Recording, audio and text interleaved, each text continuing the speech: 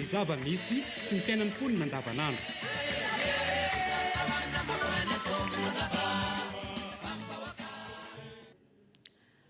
Tafaona amintsika mianakavy ampifaliana sy ampitiavana indray ny tenako miaraka amin'ireo mpanao gazety ny Radio Madagasikara melipatrana manerana ny nosy amin'ity talata 9 Jolay 2022 ity. Manolotra ny araba tompoky lahy sy tompoky vavy ary manasa antsika mianakavy ampanajana hanaraka ny ampita-pitao ny Radio Madagasikara sy ny televiziona malagasy. Ny isongadina sy hibantoerana amin'ity ampita-pitao maraina amin'ny talata ity dia ny fanatanterahana ny fanadina kana voalohany amin'ity taom-pianarana ity dia ny fanadinana CEPE mahatratra 4 alina sy 5 hetsy mahery eo ny mpiadina manerana ny nosy 9 taona ny zokiny indrindra ary misy 7 mianadahy ireo manana fahasembanana ary dia miparitaka amin'ny foibe mpanadinana 700 mahery izy ireo manerana ny nosy. Iompana amin'izay ny faraisana anjara n'ireo solotena ny Radio Madagasikara amin'ity maraina ity 7 mianadahy ianareo. Dikan'izay ao anatin'ny ora iray arahantsika dia manana 2 minitra eo avy mamintina ny zava-misy. Isantatra izany ary ny any amin'ny distrikan'ny Benenitra any ny namana Ratianjanahary manahoana ny fanadinam-panjakana CEPE any Benenitra any ampita-pitao azy. Misaotra namana Filipina nanomeny antenne dia Benenitra ity. Amin'izao fotoana izao dia mizotra ampilaminana ny fanatanterahana ny fanadinana CEPE aty Benenitra. Izany toposa no niezaka teo amin'ny Cisco izay tarihy misy eo Cisco naina razafy manatsoa Florardes ireo zapy ary ny mpampianatra isan-karazany. Mizara roa ny foibe mpanadinana ka 2 eny Anapera ary 430 kosa eto Benenitra izay ny totaly 500 isa. Raha ny tahapatongavana dia 370 no tonga ary 320 no nitsokan-daharana. Tsara ny manamarina fa 8 taona no kely indrindra ary 17 taona kosa no lehibe indrindra. Milamina arak'izany ny fanadinana amin'izao fotoana izao sady ao anatin'ny fepetra ara-pahasalamana hatrany ka nozaraina ho efitra 20 ny isan'ny efitra nananovana ny fanadinana.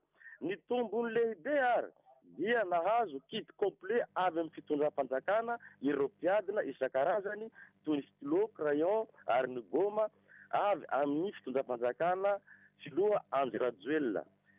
Eto am-pamaranana dia tsara ny manamarina fa nahazo kosa ny centre baccalauréat ny distrikany Benenitra tamin'ity taona ity ka isaorana ny fitondram-panjakana sy ny ministera nanome an'izany fahatokisana izany raha mbola tsy hita taty mihitsiny nandritran'izay elabe izay. Nanjongonjongona moa ny andro tany keo maraina somary nangatsiatsiaka nefa tsy nahasakana ny 3 isanjato ny tara isanjato ny tonga nanao fanadinana taty Benenitra izany. Dia omena anareo zany ny antenne fa zay vaovao avy aty aminay namana Filipina ampita-pitao Peromonde Ratianjanahary no nanolotra ny vaovao. Ampita-pitao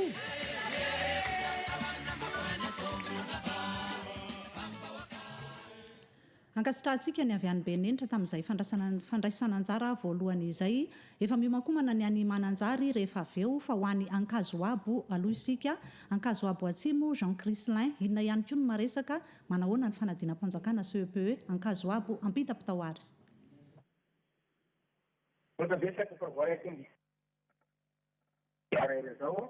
Raha ny fanadinana CPE moa zany dia ny fanadinana CPE aty amin'ny distrikany Ankazoabo. Raika amby 35 ny mpiadina voasorana fianarana manerana ny Cisco ny Ankazoabo. Izay mizarazara amin'ny fibe fanadinana ny satelo izay misy ato amin'ny Cisco ny Ankazoabo. Ny raiky dimanjato no tonga tamin'izany ary misy ihany koa ny fitonga izay miisa raha an-dehilahy miisa an-dehilahy 210 sy 400, miisa ny vehivavy 750 sy efikano 210 moa ireo mpianatra ireo. Raha tarifina moa zany dia 7 taona no zandry indrindra lehilahy izy io avy amin'ny ekôly na avy amin'ny tsy miakina ao amin'ny lapasiantsy. 6 taona kosa ny zokiny indrindra dia Marina mampanampy fanajana ny fahasalamana avokoa no entina karazana zanakazarany izao fety izao. Misy moa ny kasibosy na arivavaorona izay nozaraina tamin'ireo mpianatra izay avy amin'ny solombavambahoaka. Amin'ny ankapobeny dia mizotra filaminana ny garay ny fanatanterana ny fanasiana CPE ato amin'ny distrika Lakazoa. Manao ny asany ihany koa zany ny mpitandro filaminana izay manara fanjakana ato amin'ny distrika Lakazoa izao. Fahakrisileana akavoako ohatiny apitapony na zona Madagasikara sy sélection na Madagasikara. Radio Madagasikara ao Ankazoabo FM raika amby zato tepokalo megahertz. radio Sakanavaky ankasitrana ianareo avy any Ankazoabo tamin'izay fampitambo avao teo izay efa vonimbonina ny namana Lionel Claire Do any Mananjary any ampita-pitao avy hatrany indray ary. Tamin'ny enora sasany maraina dia efa nisy tonga teny amin'ny foibe mpanadinana CG Mananjary ireo ankizy hiadika ny mpanadinana CEPE sy ireo ray aman-dreny. Tamin'ny fitora sasany maraina no nanomboka ny fiantsoana anaran'ireo mpiadana miisa 870 ireo mpiadana voasoratra anarana izay tsy nizaraina amin'ny efitrano mpanadinana 120 720 no tonga niatrika izany ary 70 no tsy tonga. 20 taona no zandriny indrindra raha 20 taona kosa no zokony. Ny zotam-pilaminana raha ninambarany chef de centre Andriamatoa Ardina Jules Ernest ary nanaza ny sakana ara-pahasalamana ny lazaadina kazy no nisantarana izany. Avy eo notohizana tamin'ny taranja lazaolana nanomboka amin'ny ray ora ny fiantsoana anaran'ireo mpiadana ny tolakandro ary anomboka raha mpitsy kosa fito jolay ny fitsarana ireo taratasy mpanadinana. Izay ny azo Ty Mananjary Lionel Claire Do kembara ny tenandiny ho an'ny ampita-pitao ny radio sy ny televizion na malagasy. Radio Madagasikara ao Mananjary FM 99.2 Radio Pangalana. Niakatra 300 moa ny tany isan'ireo mpiadana ity fanadinam-panjakana voalohany CEPE ity tamin'ity taona 2024 ity raha mità tamin'ny taondasa manerana ny nosy io taremarika sy fiakarana io. Ho any amin'ny faritra Sofia isika any Befandriana Avaratra sy any Antsoa ihany efa vonimbonina ihany koa isantatra azy aloha ny namana any Sara Miarimbelo ao amin'ny renivohitra Sofia ao Antsoa ao ampita-pitao avy hatrany ary. Ahitana fitombony roa avy eo misy misy mpiadana miaraka fanadinana CEPE ho an'ny Grène Sofia misy fanadinana CEPE ilay am'roapolo sy arivo ity izay mahatratra 20 arivo sefatra alina mpiadana misoratra anarana ary ny fandakana 20 amin'ireo fito fito miandrafitra ny faritra Sofia. Amin'ny ankapobeny midika filaminana ny fanadiny fanadinana izay voavy ny ora fito rehetra ary fanazana trano CEPE ara-pahasalamana. Nahitana fianany kosa ny fitafimbavany mpiadana na toetra dispense tamin'ny fotoana ity. Raha hoan'ny fitokondrantiny nita 7 ny mpiadana akaroa ny foibe mpanadinana ho any fitafitanana izay nahitana mpitandro filaminana avokoa.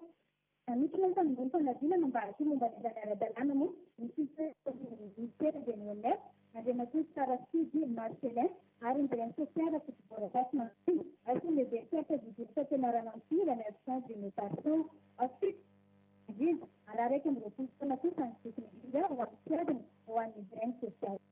Izay no avy ety Antsoa amin'ny Sara Miarimbelo sy n'ekipa rehetra any ampita-pitao ny radio sy televizion Madagasikara. Radio Madagasikara ao Antsoa FM 750 tepokalo megahertz. akony Sofia. Zay ny avy any Antsoa ankasitrahany ianareo ao Befandriana Avaratra aritsika manahoana indray izay fanadinana CEPE zay ny namana Jeanne Patricia Befandriana Avaratra. Milamina ny fanombohan'ny fanadinana CEPE manerana ny foibe fanadinana ato amin'ny farim-piadidim-pampianarana distrika ny Befandriana Avaratra. Miisa 777 ireo mpiadana voasoratra anarana izay mitsinjara ny foibe fanadinana 30. Tonga nanete ny fankahirezana sy firarintso ireo mpiadana teto amin'ny foibe fanadinana CG Central ny lehibe ny distrika Privon Victorin Odilon sy ny lehibe ny farim-piadidim-pampianarana tonga soa Gérard Hendrix voaja ny fepetra amin'ny fisoroana amin'ny fiparitahan'ny coronavirus. Ho an'ny fobe mpanadinana CG Central moa dia nahitana mpiadina voasoratra anarana miisa 75 ny 470 mitsonga niatrika fanadinana tamin'ny fitora sasany maraina nanomboka ny fiatsoana anarana, tamin'ny 7 ora no nanomboka nandreny lazahadina ny mpianatra ary taranja opération no nisandrakana izany. Raha vao vita ny fanadinana dia efa miroso amin'ny fitsarana ny lazahadina. Vinavinaina hivoaka amin'ny farany herinandro ny voka-panadinana CPE ato amin'ny farim-piadidim-pampianarana distrikan'ny Befandriana Avaratra. Izay ny azo ambaraty ny distrikan'ny Befandriana Avaratra, Jeanna Patricia Razafinaliste Befandriana Avaratra, ho an'ny mpitapitaon'ny radio Madagasikara sy ny televiziona malagasy. Radio Madagasikara ao Befandriana Avaratra FM 103.0 MHz. Akony Befandriana. Ho any amin'ny faritra Atsimon'Nosy indray aloha sika ao aorian'izay dia efa miomankomana ihany koa ny any Tasiany ny namana Alfred Randrenanja. Bekily manahoana ny fanadinam-panjakana CEPE any aminareo any Jona Fanomezatsoa apita-pitao ary. Marina tokoa izay namana Filipina Rasoafara, araka ny fantatra dia mizoto ao anatin'ny filaminana tanteraka ny fanadinana CPE ato anatin'ny sisikony Bekily Androy. Amisa 3 ireo mpiadina voasoratra anarana ary dia mitsinjara amin'ny fanadinana misa enina ary salle de classe misa 320 alohan'ny tanterana ty fanadinam-panjakana voalohany ity ato anatin'ny sisikony Bekily Androy. 7 taona ny mpiadina Zanindrindra, 20 taona ny mpiadina Zokindrindra ato anatin'izao fanadinana CPE izao. Nisy sisikony Bekily Androy Andriambatoa fitahiana Nahary Rodin no mitarika ireo rehetra ireo ao anatin'ny fanatanterana izay fanadinam-panjakana izay, ary dia azo ambara fa voahaja avokoa ny lamina rehetra ao anatin'ity fanadinana ity.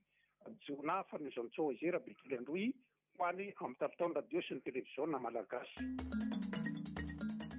Radio Madagasikara ao Bekily Androy FM 101.2 MHz.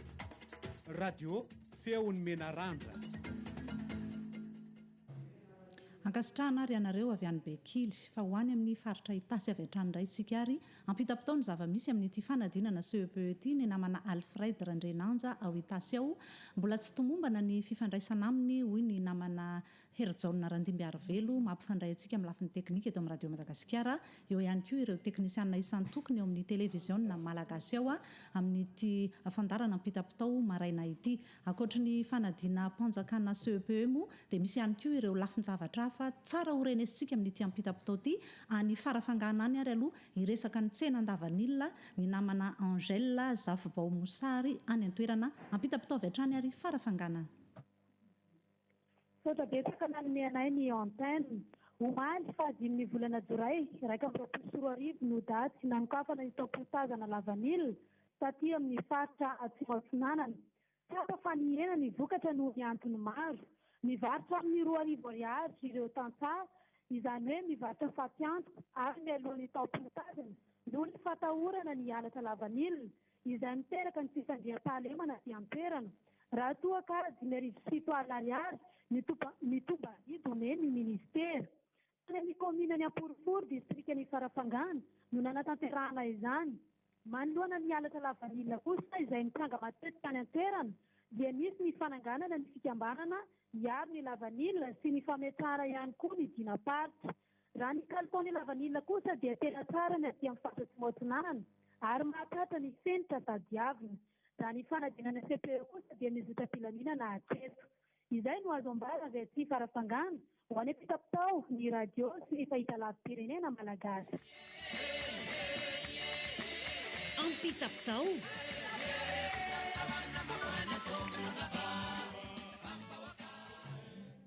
Isorana ny avy any Atsimatsinanana dia ny tany farafangana tamin'izay fandraisana anjara izay mbola iresaka izay lavanilina izay sika satria fotoana fisokafa ny fiakaran'ny vokatra amin'izao fotoana ho an'ny nosy varika rehefa avy eo fa efa voninao ny namana Alfred Randrenanja avy any Itasy ampita-pitao avy hatrany ary.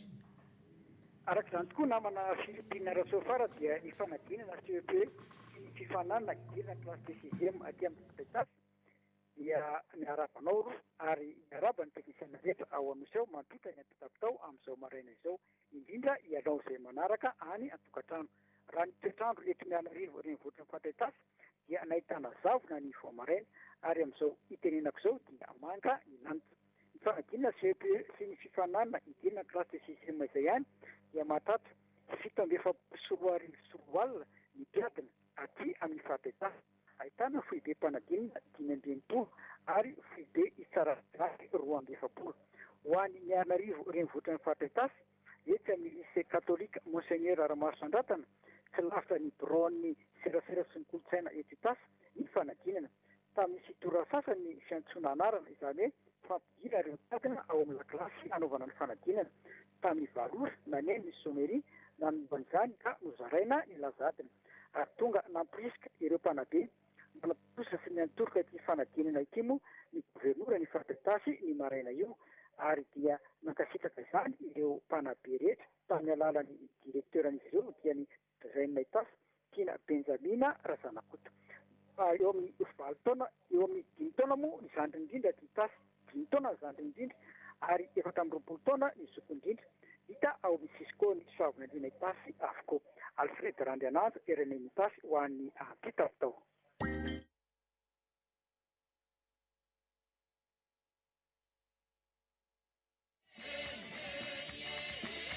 Ampitapitao.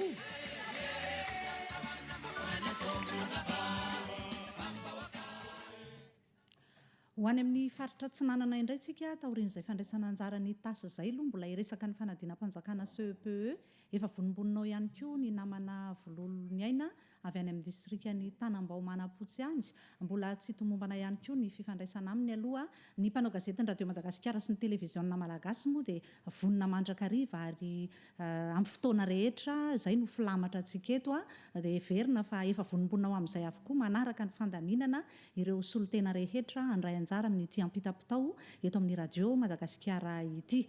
Ny fanadinam-panjakana CPE fanampy napetraky ny fitondram-panjakana amin'ny alalan'ny ministeran'ny fanabeazam-pirenena izay tompomarika sy vovonana adiny lohany amin'ny fanatanterahana izao fanadinam-panjakana izao dia ny fizoran'izany ho amin'ny ara-dalàna araka ny tokony izy ihany koa ary dia misy ny lamina samihafa efa manaraka izay ny ratsa mangaika any anivon'ny faritra samihafa any amin'ny fanatotosana ity fanadinam-panjakana ity. Ny tsara ho fantatra ihany koa dia tsy mitovy ny laza adina natota manerana ireo renivohim-paritany enina eto Madagasikara fa samy manana ny azy miankina amin'ireo fandaram-pampianarana vita sy totosa satria nisy ny olana tamin'ny fisian'ny valanaretina Covid-19 teto Madagasikara fa eo ihany koa moa ny rindran-damina samihafa apetraky ny tompona andraikitra fa fanadinana iray ihany no tanterahan'ny kilonga malagasy amin'ity fanadinam-panjakana CPE sy ny fifaninanana idirana amin'ny classe de 6e manerana nosy tanterahana amin'ity talata 4 Jolay 2022 ity. Vonimbonina ny namana Anosy Varikany nambara teo hoe iresaka ny fisokafan'ny lavanila ny tsenan-davanila ihany koa ny namana Georges Solomon Anosy Varikany ampitapitao ary. Ya misotra namana Filipina Rasoa Sarafara fa voarainay ety Nosy Varikany antenne ampitapitao maraina izao. Natao tao amin'ny fokontany Ampaomanitra commune district Nosy Varika ny fanokafana ofisialy ny taom-piotazana lavanila taona 2022 ato anatin'ny faritra Vatovavy Fitonany omaly alasinainy fahadimy ny volana Jolay. Misy fiakarany ny vokatra lavanila ato amin'ny district Nosy Varika ary azo lazaina tsara ny vokatra. Manantena ny tansa mba hiakarany vidiny izany mba ho raisy ariary. Tonga niatrika ny fanokafana izany misy olombavamboaka ny Nosy Varika Ramatoa Baofeny Miselene. Nilaza tena ny tokony azaina ny fanapahan-kevitry ny ministera ny amin'ny amerana ny vanga ny lavanila ho 5,7 ariary ny vanga ny farany ambany. Mila manara-dalàna na ny mpivarotra na ny mpivedy lavanila mandritra ny tena ambanila ary ilaina ny fananana taratasy mazava hoy ny lehiben'ny distrika Nosy Varika Andriamatora Naivson Mariano Desiré. Hatreto dia mbola miezandroa antavy eo amin'ny mpamboly sy ny mpandraharaha mpivanga lavanila ato anatin'ny distrika Nosy Varika ary antenaina ny ahitana maromaro kiresana amin'ny andaniny sy ny ankilany. Indray mbava eo amin'ny fanabeazana dia mizotra ampilaminana ny fanadinana CPE 6e ato amin'ny Cisco Nosy Varika izay ahitana mpiadina 1,750 efitrano mpanadinana 7,300 teram-panadinana 2,20 toeram-pisarana fanadinana 5-20 tonga niatrika ny fanokafana izany ny Pisconosvarka Andriamatoa Deniro Paul Alphonse zay ny pitapitao avy Sinosvarka Lika Georges Solomon ho any pitapitao ny radio sy ny televiziona Malaga. Radio Madagascar ao Nosvarka 99.2 MHz. Radio Sakaleo. Isorana ary ny avy any Nosvarka tamin'izay fandraisana anjara zay ambara sy tanana ihany isika rehetra amintipitina ny fandraisana anjara satria mbola maro ny namana andray anjara samy tokony hanana anjara avokoa satria liana amin'ny vaovaom-pitaitsika ny any amin'ny faritra efa vonina ny namana any Antsalova Cristiano Rakotoniaina ampita-pitao avy hatrany ny CPE any aminareo any. Misaotra nareo an'osy namana Filipina nanomeny antenne fizotrondray fanadina CPZ tokoa no ampitainay avy aty amin'ny renivohitry ny district ny Antsalova. Amin'ny ankapobeny dia mizotra mpilamina ny fanombohan'ny fanadina mpanjakana CPE aty amin'ny fahampiadidy mpampianarana Antsalova io tapany maraina io. Tamin'ny nora sasany maraina moa dia efa tazana teny amin'ny toerana anaovana ny fanadinana mpiadina notronindreo ray aman-dreny avy. Tamin'ny fitora sasany ny fiantsonana anarana tamin'ny valo kosa no nanomboka ny lazadina ka ny taranja kajy no nanomboana izany ary nitohy tamin'ny lazaolana eo ihany koa ny fahalalana tsotsotra ary faranana amin'ny tantara sy fahaiza-maina moa izany amin'ny tapany maraina izao. Ho an'ny farim-piadidy mpampianarana Antsalova dia fito amin'ny enimpolo sy eninjato no isan'ny mpiadina voasoratra anarana ahitana fobe mpanadinana telo ny aty toerana ary mitsinjara ao anaty efitrano mpanadinana 20 mpiadina voasoratra anarana fito amin'ny enimpolo sy eninjato 2 moa tsy tonga 5 sy eninjato kosa ny tonga niatrika ny fanadinana. 5 taona moa ny kely indrindra amin'izany ary 20 taona kosa ny lehibe indrindra niatrika izao fanadinana izao. Andriamatoa Ramendry Jono membahoaka tsy ferana mpanaramaso amin'ny fanatanterana fanadinana CPE fitsarana fampidirana ny naoty ary famoahana ny voka-panadinana moa nihiraka nalefa ny fitalevaparty ny fanabeazam-pirenena melaka ho an'ny foibe mpanadinana CG Antsalova. Manao ny asany ny mpitandro filaminana ny zandarmeri-pirenena ny polisy-pirenena mitandro filaminana mandritra izao fanadina mpanjakana CPE izao. Voazatra ihany koa many fapetrasakana ara-pahasalamana fisoroana ny valanaretina COVID-19 ny elanelana ray metatra eo ihany koa ny fanaovana arovava-orona fanasana tanana amin'ny rano sy savony meloha ny idirana ny efitrano mpanadinana. Zay no azonay mpitaina avy aty amin'ny renivohitry ny district ny Antsalova amin'ny ankapobeny dia mizotra mpilamina ny faniterana ny fanadina mpanjakana CPE tamin'io tapany maraina io. Cristiano Rakotoniaina Antsalova ho an'ny ampita-pitao Radio Madagasikara sy ny televiziona malagasy. Radio Madagascar ao Antsalova FM 99.2 MHz radio Akony Bemara.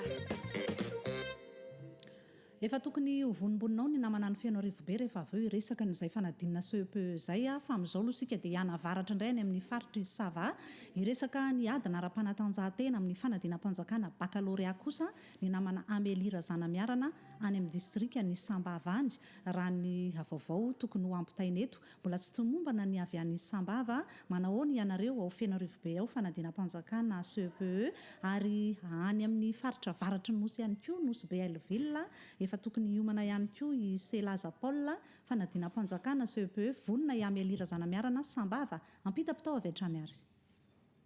Ya misatranao namana Filipina Menjanahary napita ny fifandraisana aty Sambava amin'izao. Araka izay moa dia afaka ny tebotebon'ireo mpianatra momba ny amin'ny fanadinana baccalauréat taranja fanatanjahantena satria dia natomboka omaly tokoa ny EPS baccalauréat teto Sambava. Somary tampoka kely tamin'ireo mpianatra ny nanaovana ity taranja fanatanjahantena ity satria efa nieritreritra izy ireo fa atao teoria avokoa ny any mpianatra rehetra. Misy fiovana kely ny fanadinana ara-panatanjahantena natao nanomboka omaly io satria dia épreuve roa ihany no natao dia ny 1000 metra ho an'ny zazalahy sy ny 800 metra ho an'ny zazavavy ary ny saut longueur sy ny saut hauteur. Fa najanona avokoa ny épreuve collective mba isoroana hatrany ny ameana ara-pahasalamana. Hatreto dia tsy mbola nisy ny olana na dia somary tampoka ny fahatongavan'ny dossier momba ity fanadinana EPS ity ho ireo chef de centre. mpiadina miisa 24 no voasoratra anarana anao ity taranja fanatanjahantena ity, ary miisa 12 ireo mpampianatra anadina azy ireo ao anatin'izay. Marina fa amin'ny sabotsy ho avy izao no hifarana ny EPS baccalauréat eto Sambava. Fa indray mbava kosa mahakasika amin'ny CPE, mbola tamin'ny fitora sasany maraina no naneno ny lakolosy fiantsoana ireo mpianatra izay kilonga madinika hiatrika ity fanadinana mpanjakana voalohany dia ny CPE teto Sambava. Hitanay taratra tao anatin'izay ny fahavitren'ireo mpianatra hiatrika ny fanadinana tamin'iny maraina iny.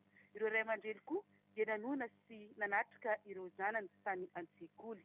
Misy amin'izy ireo dia miandry ny zanany eny amin'ny sisiny toeram-panadinana mihitsy. Roa isaky ny efitrano ireo mpampianatra miandry azy ireo, ary ray isaky ny tablebon ireo mpianatra.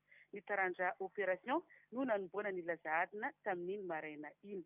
Voahadra atseto ireo fihetsika rehetra tokony atao hiarovana ny valanaretina amin'izao fanadinana izao. Amin'ny ankapobeny dia milamina ny fanadinana mpanjakana voalohany teto Sambava. Izay no azambara miangavaty a Sambava, amelirazana miarana ho anapitapitany radio sy ny televiziona malagasy. Radio Madagascar ao Sambava, FM 99.2 MHz, RNM Sambava. Everina moa fa zava-dehibe ny fahaizantsika rehetra mamintipitina ity ampitapitao ity, satria mba te handray anjara avokoa isika mianakavy ary miaino ny vaovao ampitaitsika solontenan'ny Radio Madagasikara ny any amin'ny faritra misy atsika any. Zava-dehibe zay. Efa vonina Hervé Andriary Malala any Feno Rivobe ampitapitao ary.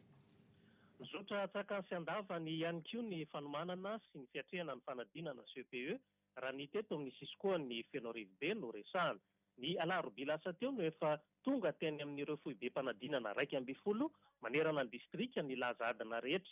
Tamin'ny 7 ora maraina no nanomboka ny fanadinana ka mpiadina 777 sy 2,000 no soratra anarana tamin'izany. 1,720 no tonga ary ny 420 kosa no tsy tonga. Teto amin'ny renivohitra manokana dia tanterahana amin'ny sekoly Masera, Kotrima, izany fanadinana izany izay ahitana mpiadina 2,20 sy 700 ao anaty efitrano 7,20 ka ny 5,20 amin'ireo no tsy tonga niatrika izao fanadinana izao. Iseo izay firavahana no be mpiadina indrindra raha atao anatin'ny sisy koa ny Feno Rivobe, satria mahatratra 500 ireo mpianatra miatrika izany. 7 taona ny zandriny indrindra, 17 taona zokony indrindra atao anatin'ny sisy koa ny Feno Rivobe. Izay no azo ampitaina Hervé Andriary Malala Feno Rivobe ho any ampitapitao ny radio sy ny televiziona malagasy. Radio Madagasikara ao Feno Rivobe, FM 20 teboka 2 MHz. Feo ny Feno Rivobe. Ao aorian'ny Nosy Belleville dia efa tokony ho voninao ihany koa i Maheva tanàna, efa tokony vonombonao ihany koa i Vangaindrano ny any Antsiranana. Ho an'ny Nosy Belleville avy hatrany ary tsika fanadinam-panjakana CPE Selaza Paul ampitapitao avy hatrany ary Nosy Belleville.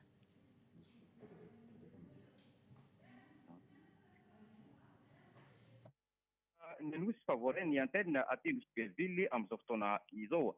720 ireo mpiadina voasoratra anarana, 7,700 ny vehivavy, 7,700 ny lehilahy, eny amin'ny 10,700 ireo tonga tamin'izany ary 2,20 ireo tsy tonga. 7 taona ny kely indrindra, 20 taona no lehibe indrindra. Niakatra 500 ny isan'ny mpiadina raha oharina tamin'iny taondasa iny. Miparitaka amin'ny foibe mpanadinana miisa 4 ato anatin'ny farim-piadidiam-pampianarana eto sy ao Varamasoa, Ambohibory, Damanjary, Bangorina, Majorikely ary Bemangondo be. Nilamina amin'ny ankapobeny ny fanadinana androany, hoy Rabe Mananjary Thierry Anité, lehibe ny farim-piadidian'ny fampianarana eto Nosy Belleville. Voahaja ny ora tokony pirana ary natao ara-dalàna ihany koa ny amena ara-pahasalamana mba ahafahana miaro ny valanareta amin'ireo ankizy nagnano ny fanadinana CPE ity. Izay ny azo ambara avy ety Nosy Belleville, Selaza Paul ho an'ny ampitapitao ny radio sy televiziona malagasy. Radio Madagascar à Nosy Belleville, FM 99.2 MHz. Radio Nosy Magnitry. Isaorana ny avy any Nosy Belleville ho an'ny Maheva tanàna renivohitry ny faritra Betsiboka isika efa vonimbonao ihany koa ny namana Rina Soa any an-toerana ampita-pitaovy hatrany ary ny fanadina-mpanjakana CEP ho anareo Rina Soa Andriantina. Misaotra ny namana Filipina Rasoafara no nanome any fitenenana eo amin'ny sehatra ny fampianarana no azombara vatia Maheva tanàna. Miisa 3,700 ireo mpiadina tokony hiatrika fanadina-mpanjakana CPE tamin'ny fitoeram-panadinana CEG Benoabivava Maheva tanàna ka ny 20 tamin'izy ireo no tsy tonga. Nitsinjaraina tamin'ny efitrano 20 izy ireo ka tsy mihoatra ny 20 ny isan'ny mpiadina ao anatin'ny efitrano iray mba hanajana ny fepetrasakana edina amin'ny valanaretina COVID-19. Nisy ihany koa ireo fitaovana anasana tanana mialoha ny idirana. Iombonana avokoa ny fanomanana ka afaka nanomboka tamin'ny valora maraina izany. Misy tamin'ireo mpiadina ivelan'ny Zapo Maheva tanàna voalohany no nisafidy ity fitoeram-panadinana ity mba hanamorana ny fidirana ao amin'ny CEG Benoabivava rehefa afaka fanadinana. Mbola eo amin'ny sehatry ny fampianarana izay hatrany, ny tsy fisian'ny sokajy hitambarana na ny kolektifa nampiavaka ny fanadina-mpanjakana ara-panatanjahan-tena baccalauréat tamin'ny taom-pianarana 24 sy 24 ity, fa ny individuel, lance de voix, hauteur, longueur, course de vitesse, grimpon, natation ary ny demi-fond, ireo no taranja no safidian'ny mpianatra izay hanadinana azy ireo. Ka mpiadina miisa 9,700 no niatrika izany teto amin'ny CEG, teto amin'ny Sisco Maheva tanàna. Maharitra 3 andro ny faretan'ny fanadinana izay nanomboka omaly 5 volana Jolay lasa teo izany. Rina Soa Andriantina vaty amin'ny district Maheva tanàna ho an'ny ampita-pitaony radio televiziona malagasy. Radio Madagascar ao Maheva tanàna FM 101.2 MHz. laza ny Facebook. Iverina any amin'ny faritra Atsimo Atsinanana isika eo amin'ny district ny Vanga Indrano ao efa vonimbonina ihany koa ny namana Mirana Rabebo Arson ampita-pitaovy hatrany ny fanadinana CEPE any Vanga Indrano any. Mpiadina vaty 700 no voasoratra anarana miatrika ny fanadina-mpanjakana CEPE eto amin'ny fitoeram-panadinana Vanga Indrano izay mitsinjara amin'ny efitrano fanadinana 20. 7,700 ny lehilahy, raha 2,700 kosa ny vehivavy. 2,50 ireo tsy tonga niatrika fanadinana, raha 5,700 kosa ny tonga nanatanteraka izany. Amin'ny ankapobeny dia milamina ny fijotrian'ny fanadinana, tsy nisy ny olana, voahaja ihany koa ny fepetra ara-pahasalamana sy ny fanaovana arivava-orona, fanasan-tanana amin'ny rano-tsavony, mialohan'ny idirana ao anatin'ny efitrano fanadinana. Tamin'ny fitoran'ny sasany maraina no nanomboka ny fiantsoana ianaran'ireo mpiadina, tamin'ny valora kosa no nanomboka ny lazahadina taranja kajy. Ho an'ny fitoeram-panadinana Vanga Indrano dia nahitana fidina ny mpiadina tamin'ity taona ity. Ho an'ireo mpiadina kosa dia 20 taona ny zokony indrindra, raha 20 taona kosa ny zandriny indrindra miatrika ny fanadinana. Mirana Rambelo Arson RNM Vanga Indrano, ho any ampita-pitaony radio sy televiziona malagasy. Radio Madagascar ao Vanga Indrano FM 101.2 MHz. Radio Feony Menangara. Mahery 5:30 minitra sy 5:20 segondra ny amin'ny 2:10 ora eto Madagasikara ao anatin'ny ampita-pitaony radio Madagasikara sy ny televiziona malagasy hatrany ianao ho any amin'ny renivohitra Antankarana ao Antsirananao sika ny namana Marie Judith ampita-pitaony fanadina-mpanjakana CEPE any aminareo any Antsiranana any.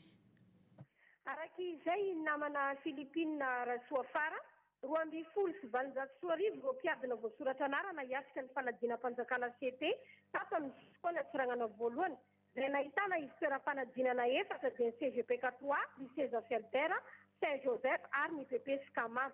Raika amby 90 amin'izy ireo tsy tonga niatrika fanadinana CEPE io maraina io raha raika amby 7,700 no tonga niatrika izany. Tamin'ny fitorasasany maraina no efa nanomboka ny fiantsoana anarana ho an'ireo mpiadina tsirairay ka tamin'ny valora maraina nanomboka ny lazadina voalohany dia ny taranja kajy izay natao tao anatin'ny 30 minitra. Amin'ny ankapobeny dia nilamina ny fizotran'ny fanadinana CEPE taty Antsiranana satria voaja tanteraka ny elanelana 2 metatra isaky ny efitrano fanadinana. Io koa ny fagnanaovana arivava-orona ho an'ny mpiadina tsirairay sy ny mpanara-maso fa indrindra ny fagnasangan-tagnana alohan'ny hiditra ny efitrano fanadinana. saika nahitana ireo mpitandro filaminana sy ny mpiasan'ny fahasalamana aby koa isaky ny fitoeram-panadinana rehetra mba hisoroana ny loza mety iseho amin'ny mpiadina. Raha natao amin'ny sisikona antsirangana voalohany dia 7 taona ny zandry indrindra ary 4 taona ny zoky-indrindra. Raha nambaran'ny tompona andraikitra dia raha pitsalarby no atomboka ny fitsanana ny laza adina rehetra ary ho vinavinaina avoaka amin'ny farany herinandro ity ihany. Marie Judith ho an'ny ampita-taona radio sy ny televiziona malagasy. Radio Madagascar. Ao Antsirangana. FM 99.2 MHz. Radio Varatsaza. Ho an'ny mainty rano any amin'ny faritra melaka sika rehefa avy eo aorian'izay anomena be any amin'ny distrikany Mahabo. Fa izao dia hiverina avy hatrany iray kosa any amin'ny faritra Sofia efa vonimbonina i Daibes Erika ao Mampikony ao ampita-pitao avy hatrany ary. Ekena voaray tokoa ny antenne avy aty amin'ny distrikany Mampikony tamin'ny fitorakafika no fiantsona ny anaran'ny mpiadina tamin'ny fitrasany maraina marina kosa raikitra ny laza adina CPFGM ho an'ny tato amin'ny sisikony Mampikony. Raha ny mpiadina dia hitantaratra fa efa samy tsara fiomanana. Ny sisikony Mampikony moa dia manana fobem-panadinana misa 17. Raha 12 izany rahatrizay dia niampy roa hafa ho an'ity taona 2024 ity. Izany natao noho ny hamaron'ireo mpiadina CPFGM ho an'ity taom-pianarana 2024 ity. Raha ny zapy Mampikony tampon-tanàna kosa ny resahana dia ahitana fobem-panadinana misa roa dia ny eto amin'ny EPP Ambalavy sy ny ao amin'ny EPP Tsararivotra. Tsy misy ny olana ho an'ny fiatrehana ny fanadinam-panjakana raha nambaran'ny chef de centre teto amin'ny EPP Tsararivotra.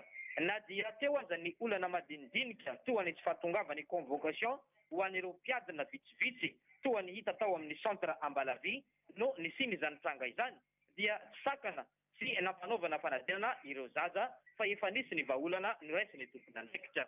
Amin'ny ankapobeny ny tapany marina dia mizotra ampilaminana ny fiatrehana ny fanadinam-panjakana CPFGM ty ho any ato amin'ny sisikony Mampikony.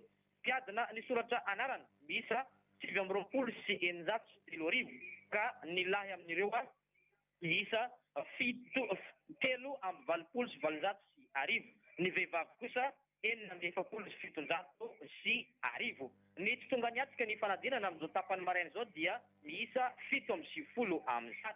Nahitana fianany betsaka izany raha mitaina tamin'ny taondasa araky ny nambara ny tompona raikitra eo anivon'ny Sisiko. Ny zandry indrindra kosa ho an'ny mpiadina miisa zandry indrindra dia 9 taona, ny zoky indrindra 20 taona ho an'ny mpiadina ny fanadinana aty amin'ny Sisikony Mampikony. Izay azo ambara sy ampita-pitaina amin'ny tiangoana ity Erika Daibes sy ny mpiara-miasa ho an'ny fanarana ampita-pitao ny radio sy ny televiziona malagasy averiko any sy ny antenne. Radio Madagascar ao Mampikony. FM 101.2 MHz. RFM radio feo Mampikony. Izay no mamarina ny fandraisana anjaran'ny zareo avy any amin'ny faritra Sofia ho an'ny melaka sika efa vonimboninao ny namana Antena William ao Mainty Rano reny vohitra ao ampita-pitao avy hatrany ary Mainty Rano. Ia, mpiadina 520 amby 103 ny voasoratra anarana mandrafitra ny faritra melaky amin'ny fanadinam-panjakana voalohany CPN androany ny tsinjaraina amin'ny efitrano 570 ka ny 110 amin'ny 100 tamin'izany no tonga ny asika ny fanadinana. Nahitana fiakarana izany raha oharina tamin'ny taona lasa hoy ny dirainina melaky fa ezana ny anatanteraka izany ao anatin'ny fepetra-sakana rehetra amin'izao mbola ao anatin'ny ame anara-pahasalamana izao. Ho an'ny Sisikony Mainty Rano manokana dia N510 no voasoratra anarana ny tsinjara ao amin'ny efitrano 20 atao anatin'ny fitoerana anankitelo dia ny Ambalahoky ny atao Mainty Rano misy mpiadina 150 sy 700 eny amin'ny 50 ny tonga dia tanatanana kosa 330 sy 700 mpiadina 430 ny tonga ary Tamborano 220 sy 700 220 tamin'ireo no tonga. Lehilahy 570 taona no zokony indrindra ary 9 taona no zandriny. Mizotra mampilamina tanteraka izany izao maraina izao tamin'ny nora maraina no efa vonona tanteraka ny mpiadina tamin'ny valora maraina kosa no nanomboka ny lazadina voalohany. Tazana manao ny asana avokoa ny tompona andraikitra rehetra ireo mpampianatra ny mpitandro filaminana ary ireo ray aman-dreny mpianatra manaritra sy mikarakara anjanany. Izay no zapitaina avy aty Mainty Rano Antena William ho any ampita-pitao ny radio sy ny televiziona malagasy. Radio Madagascar ao Mainty Rano FM 7.0 MHz. Feony melaky.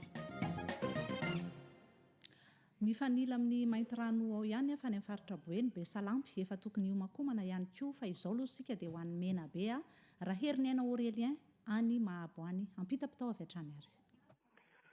Arak'izay tokoa dia nizotra tao anatin'ny filaminana nanomboka maraina teo ny fanadinana CPE aty Mahabo. Raha ho an'ny Mahabo izay ahitana zapy telo mitambatra, ny zapy ny Ampanisy Agnala Mitsivala ary ny eto amin'ny kominy Ambonivohitsy ny Mahabo dia misy 7.9% ireo mpiadina CEPE aty an-toerana, ka ireo zapy telo ireo dia mitambatra ao anatin'ny foibe-panadinana miisa ray. Raika amby 70 no nitsokan-daharana tsy tonga miatrika ny fanombohana tamin'ny maraina teo, ka ny amby 70% no miatrika izao fanadinana izao amin'ity andro anio ity. Fanazahoana akony ihany koa ny tao amin'ny zapy ny ankizato, ka 430 no isan'ireo voasoratra anarana, raha 730 amby zato amin'io no lehilahy, dia 520 amby zato kosa ny vehivavy ao anatin'izany zapy ny ankizato izany. Raika amby 10 no nitsokan-daharana, raha 3.600 no miatrika ny fanadinana CEPE ao ankizato amin'izao fotoana ampitana ny ampitapitao izao. Indray mbava eo amin'ny resaka tsy fandriam-pahalemana, nahazo vahana indray ny tsy fandriam-pahalemana ty Mahabo tatohato mitranga eo amin'ny Salatsomby sy Vakitrano Haratsakiso, izay no tranga itsehoany ty tsy fandriam-pahalemana ity. Nirefitra ny basy tamin'ny alina teo, taoria ny feo manapako nalatsaha ny omby miisa 4 avy amin'ny fokotany ny ampasifasy. Raha herinay na Aurélien sy ny ekipa rehetra avy aty Mahabo, ho any ampitapitao ny Radio Madagasikara sy ny televiziona malagasy. Radio Madagasikara en Mahabo FM 7.0 tebokaro MHz. Feony Menabe. Araka ny efa nambara teo dia ho an'ny Besalampy isika manahoana ny zava-misy eo aminareo amin'ity fanadinam-panjakana CEPE ity. Ny namana Noro Oliviana any Besalampy any efa vonombonina ve ampita-pitao avy hatrany ary.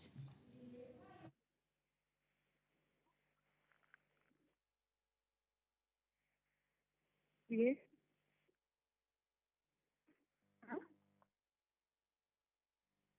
Notanteraina androany talata 4 Jolay 2020 tao amin'ny fibe-pampianarana eto amin'ny EPP Besalampy ny fanadinam-panjakana voalohany ahazoana ny CP6 ho an'ireo mpianatra ao amin'ny ambaratonga fahadimy aty amin'ny distrikan'ny Besalampy.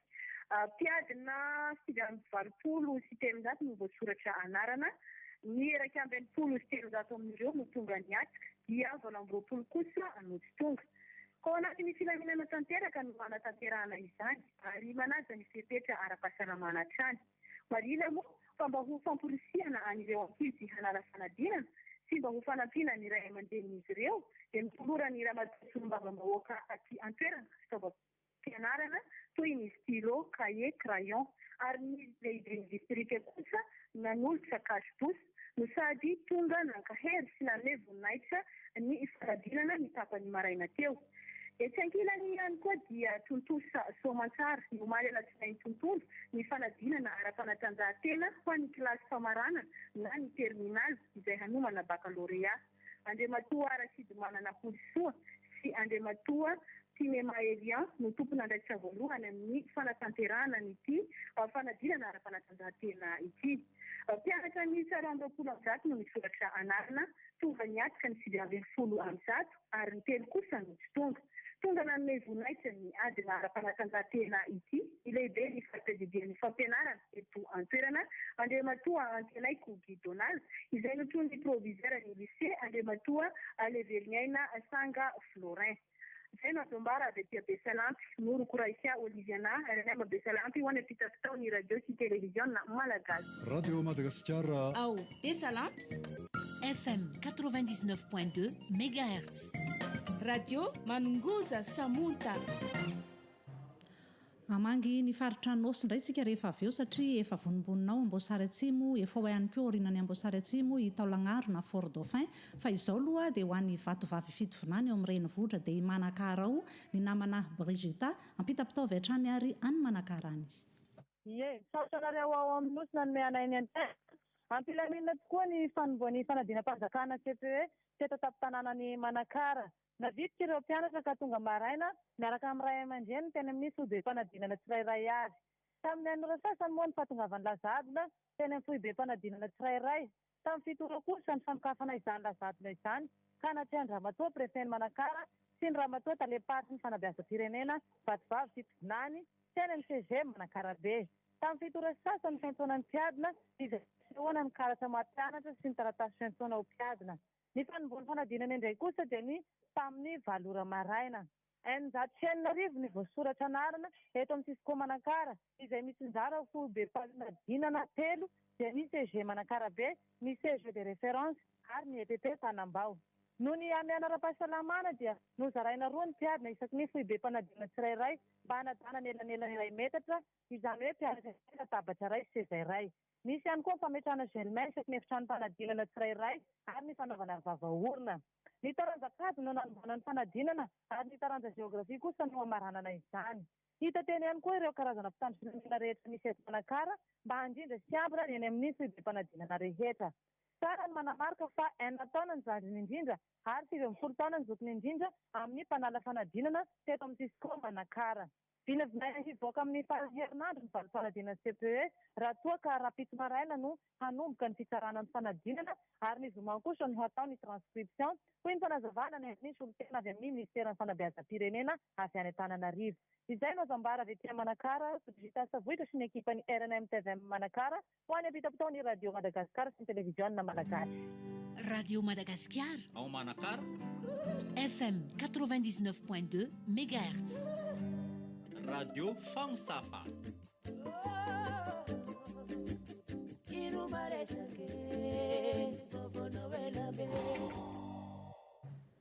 Avy any Manakara sika dia ho any Amboasary Atsimo. Efa ho ihany koa ny namana Sidonie Benarson mbola tsy vonona araka ny toromarika ny teknisianina Herjaona Randimiarivelo ny any Amboasary Atsimo any. Efa ampiomanina sady ihany koa ny Fort Dauphin Taolagnaro iresaka fizahantany rehefa avy eo sy ny fanadinana CPE. Vonombonina zany Amboasary Atsimo ampita-pitaovy hatrany Sidonie.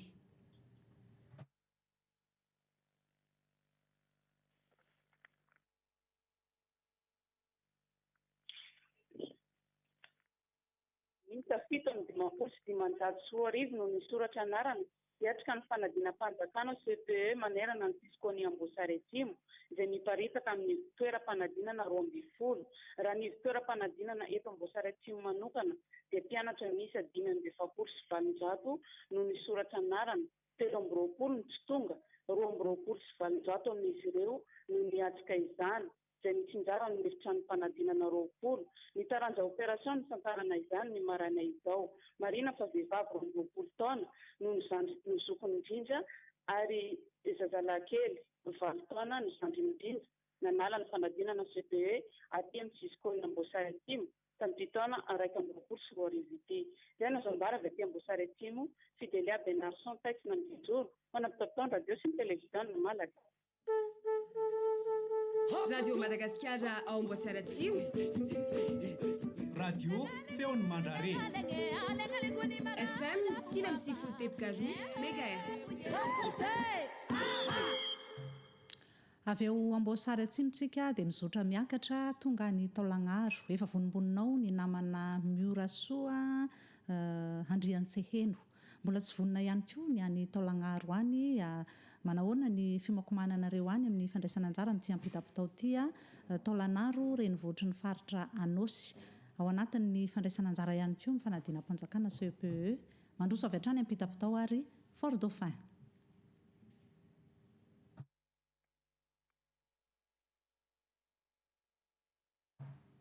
Tsy tomombana mihitsy izany ny fifandraisana amin'ny zareo any Taolagnaro any. Ho an'ny Sonerany Vongolo sika ny namana Rodela. Efa vonimbonina ihany koa ve ianareo any Sonerany Vongo any. Eo ihany koa i Mananaravaratra Charles Rabonarivelo ampiomanina hatrany isika rehetra mba ho vonina amin'ny fotoana rehetra satria izay no faneva sy ny fanampintsika Radio Madagasikara. Ao avy hatrany ny namana Taolagnaro Miorany aina ampitao avy hatrany ary. misaotra favaray ty Tolanaro ny antenne miaraba rehetra mpanaraka sapaka ny ampitapitao amin'ny radio sy ny televiziona malagasy. Raha ny fanadinana ACP no resana dia tamin'ny fitora sasana no ny fiantsona ny anaran'ireo mpiadina. Misa 7 sy 740 ireo ny soratsanarana, 4 sy 740 kosa ny tonga niatsika izany fanadinana izany, ary 30 sy 200 ny tsy tonga. Nozaraina tamin'ny ivitoeram-panadinana 40 izany raha teto amin'ny distrikany Tolanaro, ary efitrano miisa 30 amby zato. Raha neto tapitànana ny Faradofay kosa no resana dia miisa ny ivitoeram-panadinana anankitelo ao amin'ny sekoly Saint-Vincent de Paul, lycée Paul ary ny CEG Tanambao, izay no tsinjaraina amin'ny efitrano fianarana 240. Ny resaka fizahantany izay kosa no resana dia nisy ny fiofanana fampanofana ireo mpiatrehatra amin'ny resaka ny fizahantany anatin'ny poste Covid-19 izao fampiofanana izao. Miisa 430 ireo mpianjaikitra amin'izany no nanaovy ny fampiofanana izany, izay tafiditra indrindra ao anatiny Nestasam-panjakana raha miasa amin'ny projet PIC izany, izay tariny ao amin'ny ministera misana ny fizahantany. Izay ary nambara taty Tolanaro andraseny ny renena ho an'ny mpitapitao radio sy ny televiziona malagasy. Radio Madagascar Tolanaro, FM 99.2 MHz. Radio Fandir.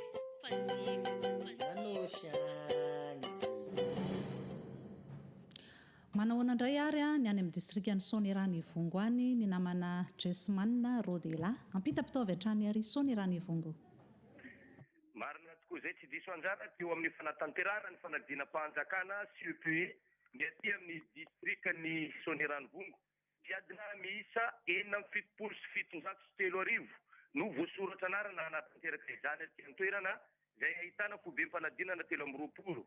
Mizara amin'ny efitrano fanadinana 9 manerana ny Sisco.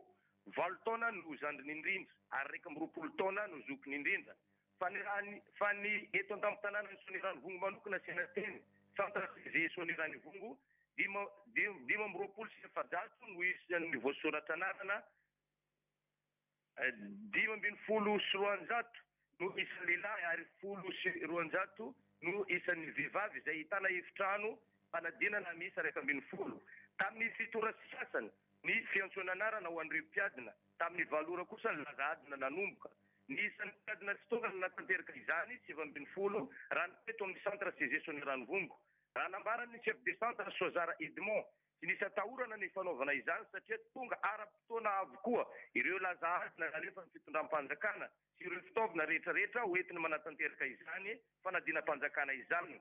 Ireo ekipa rehetra ihany koa miara-misalahy amin'izay dia tonga avokoa. Tonga nanaramaso ny fizotra ny fanadinana. Nisy olon-tena nihirika ny ministera ny fanabeazam-pirenena Foibe sy avy eo amin'ny Drena na Lanjrofo ary ny lehiben'ny Sisco ny Sonirany Vongo Rafal Nandrasy na Sanoa. Narana avokoa ny toromarika rehetra fepetra sakana mba tsy hipartana valinaretina coronavirus ny fanaovana arovava fanasantanana amin'ny savony alohan'ny hiditra amin'ny toerana hanaovana ny fanadinana. Tsy karty nandritra ny fandalovanay teny an-toerana. Ny fahaviteny ray aman-dreny nanatitra ny zanany teny an-toerana. Na dia teo aza ny firotsaka ny orana vao maraina taty Sonirany Vongo. Ireo mpitandro filaminana moa dia tonga nanatanteraka ny asany eo amin'ny fitandrona ny filaminana mandritra sy aoriany ny fanadinana. Farany dia mbola fanabeazana trany ny antomboka omaly ihany koa ny ary maharitra 3 andro ny fanatanterahana ny fanadinana ara-panjakana. Fanadinana ara-panjakana baccalauréat aty amin'ny Sisco Sonirany Vongo. Ka izy io zany ara-panatanjahantena voasoratra anarana anao izany dia 2 sy 700. Tsy nahitana sport collectif indray tamin'ity indray mitoraka ity fa ny individuel fotsiny ary nizotra ny filaminana araka izany ireo fanadinana ireo aty amin'ny distrikany Sonirany Vongo amin'izao. Izay no azo ambara avy aty amin'ny distrikany Sonirany Vongo maka Jesman Rodela, Landry Assani, José Silvia ho an'ny ampita-pitao ny radio sy ny televiziona malagasy. Radio Madagascar ao Sonirany Vongo FM 103.4 MHz. Ako ny Sonirany Vongo. ho an'ny mananaravaratra avy antrantsika efa ihany koa ny namana Charles Rabonarvelo mbola CEPE ihany mananaravaratra misolotena ny faritra nalanjorofo ampita-pitao avy hatrany ny zava-misy any aminareo any mananaravaratra any Charles Rabonarvelo. Tsy fantara amin'ny baky voatongon'ny fobe retopona resaka amin'ny fampianarana zay tariny ny CFCSCO ny mananaravaratra manare Pascal Armando. Miaraka amin'ny rekolonga amin'ny fandabiana CPCGM androany ity ny CFCSCO ny mananaravaratra dia nagnalanjorofo. Ny simavalopolo sy sivanjato sy enina arivo na 6,989 fore misoratra anarana hiatsika izay fanadihana izay. Zazalahy miisa 9,9 sy 3,000 na 3,592 ary zazavavy miisa 7,9 sy 3,000 na 3,393. Fodem-panadinana miisa 4,000 rona ny tanterahina ny fanadihana ity aty amin'ny CSCO ny mananaravaratra. Ianao izany moa efa nisy fivorirana ataon'ny tompona ndraiky tamin'ny fampianarana amin'ny fandavirana ny rehetra hatao. Atao ny fariam-pahalemana miaraky-tapehana izay fanadihana izay. Natomboka tamin'io raha fidirina teo ateto mbola tsy misy miongana. Ka amin'ny ariva kosa no ahafantarina hoe misy misy tonga amin'ireo zaza voasoratra anarana reny. Ekanjanan'izany moa vonitsakorana mamelona tsika tamaraina fa zao kosa mibariko jabe masoandro sadara fanadihana mananaravaratra ho anatapitaon'ny radio sy télévision malagasy. Radio Madagasikara ao Mananara FM 103.0 MHz. Radio Maro Atomby. Ankasitrahana sahady ny fahavononan'ireo solontenan'ny radio Madagasikara melipatrana manerana ny nosy izay tsy nanana anjara aloha tafiditra tamin'ity androany ity fa ny mamarana azy dia Zalema Jeanne avy any amin'ny distrika Nandapa ampita-pitao avy hatrany ary.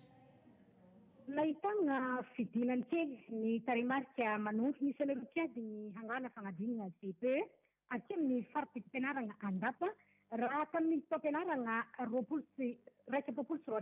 20 ity izay tsy nahitana afa-tsy mpiadiny 20 raha 7 izany tamin'ny taon-dasa. 7 isa ireo tonga natanteraka izany tamin'ny fidem-panadinana valam-befolo mandrafitra CSCO Andapa. Na dia namisy zany atsiaka ny maraina teo dia mibalika ny masoandro amin'izao misandratrandro izao. Vavy avy ao amin'ny école privée La Vision no zandriny indrindra izay 20 taona raha 10 taona kosa ny zokiny indrindra avy ao amin'ny CG Anjakata. Avy akany dia hiakiaka ireo mpitsara ny fanadinana raha ny toromarika voarainay amin'ny fidem-pitsaram-panadinana sivy mandrafitra hatrany izany CSCO ny Andapa izany. Mizotra ny laminy araka ny laminy napetraka ny fanadinana ty an-toerana ary tsy misy tonika ireo rehetra manodidiny ny hamehana ara-pahasalamana ho fampanajana ny fanalavirana ny valagnaretiny coronavirus. Zalema Jeanne Andapa napitapitao ny radio sy ny télévision malagasy. Radio Madagasikara ao Andapa FM 99.2 MHz. Radio Varimangitry. Mifarana ny ampita-pitaon'ny radio Madagasikara sy ny télévision malagasy tamin'ity androany ity ny fanometanana sy ny farimbona teto avy eo amin'ny télévision malagasy Julie Flavienne, Naina Rakotondrafara, Aina Rabary, Stéphanie Rakoto, ny namana Ravo Randriambelo, Rova Ramanampiarsoa, ry Daniel Rakoto Fringa ary ny radio Madagasikara Élisée Christian Raharson, Herjaona Narandimby Arvelo, Joni Randriamanantena, ny tenako ary mankasitraka nareo mpiaino nanokana fotoana nanaraka ny ampita-pitao mandrapitafy etondray ary tompoko lasy tompoko vavy.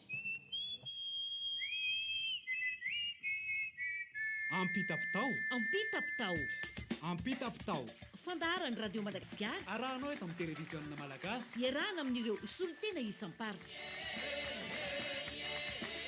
Ampita-pitao